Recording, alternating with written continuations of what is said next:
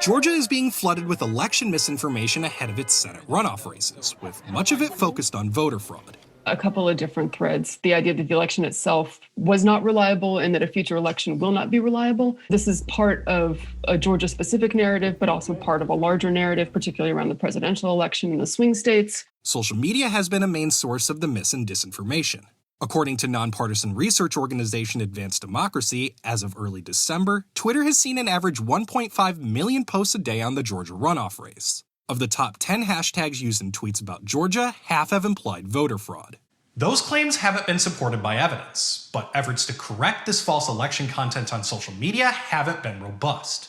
Human rights group Avaaz analyzed 200 Facebook posts with misinformation about the Georgia election and found that 60% did not receive fact-checking labels. Avaaz also found a small group of people close to President Trump are using their social media presence to spread election misinformation, including his son Eric Trump and right-wing commentator Mark Levin. Runoff candidates have been the source of false information spreads, too.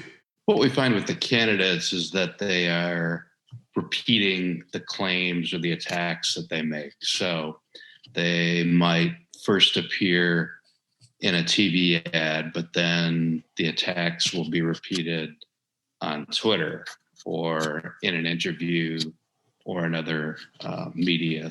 For instance, Senator Kelly Loeffler has repeatedly made the claim that Democrat Raphael Warnock wants to open up prisons by eliminating cash bail, when in reality he wants to do sentencing reform.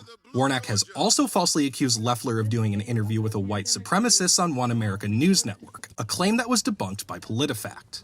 Platforms are actively trying to clamp down on these false claims, though. Facebook says it will label content that tries to delegitimize voting in the Georgia runoff elections, like claims that say that vote by mail leads to fraud. Twitter says it labels or removes false information about how to participate in the election. Sturgill said that while these debunking efforts may help, efforts to spread misinformation about the election may spread further and stick with people more than the corrective information.